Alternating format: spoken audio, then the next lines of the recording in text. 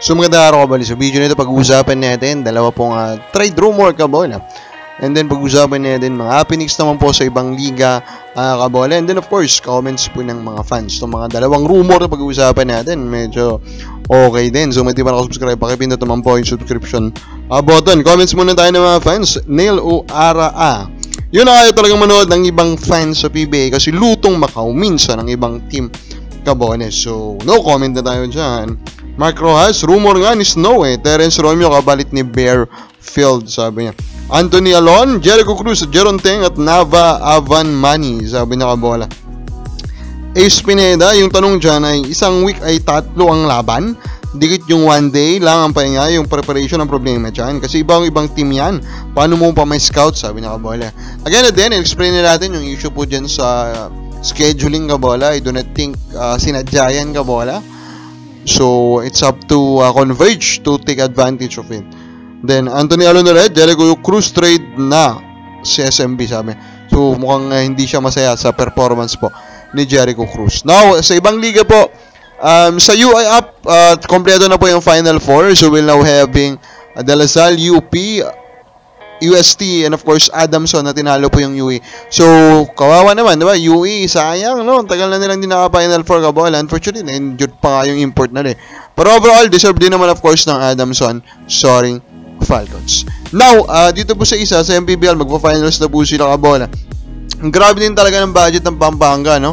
So, magpapadala doon ng 500 contingent. So, lahat-lahat po ng papadala ng Pampanga Giant Lanterns sa Dubai is around 500. And of course, mahal yan, kabola, diba?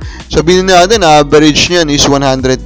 Yung sa ticket lang yan, sa ticket, kabola. So, you can just compute kung gaano po kamahal.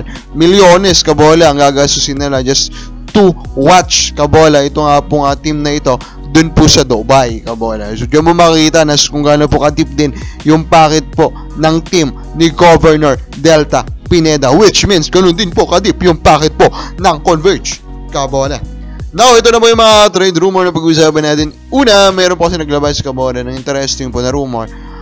Isang in a way fan po ng Converge, no? Nilabas niya po ito, kabola. Pan to ng Converge na parang may connection ata. Siguro, di ko lang sure kung sinasuggest niya lang, no?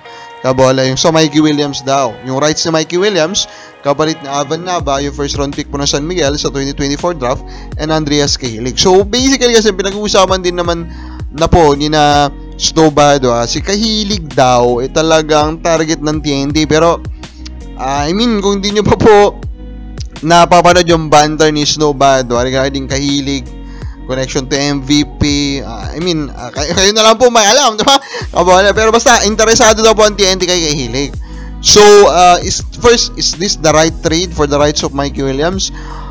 Nakakadepende yan kasi kung gaano kataas yung potential ng Avan Nava. Pero sa akin lang, kung talagang legit si Avan Nava, I think nakita na yan ng San Miguel Beermen Sa akin lang, nakita na yan dapat ng San Miguel Beermen, kabola. Pero sa nakita natin, dun po sa Governors Cup, mukhang hindi nila nakita yung mataas po na potential, kabola. So for me, kabola, medyo tagilid ako dito po sa potential po ng trade na ito, kabola. When say tagilid, I think mas favor ito, obviously, for the San Miguel, basta mapabalik po nila, of course, si Mikey Williams, kabola. And then the other rumor is that Meralco Bolts, kabola, sabi ni Snowbado, parang nasabi niya lang through the discussion, meron na rin po daw niluluto na movement or trade, kabola. So, for me, it's good, no? Of course, kaka-champion lang nila 1 tournament ago, kabola. Pwedeng hindi muna sila mag-move, diba? They can actually decide o ganun po yung maging conclusion nila. Pero maganda rin kung mag-move na po sila agad kasi, of course, nakikita naman nila, kabola, that their team still needs improvement. So, paano kayo maging improvements nila? Depende. Basta marami silang trade chips, diba, kabola? So, of course, andyan si Cancino, diba, kabola? This is the number 1 trade chip. And then, of course, andyan pa rin si Alvin Pasaol, Bong Quinto. For me, it's tradable. Lahat ng guards nila, other than Newsom, for me, they can easily conclude that they can trade those, kabola. So, kabola, sa palagay mo, ano kayo gagawin para Meralco Bolts? Comment lang po sa baba.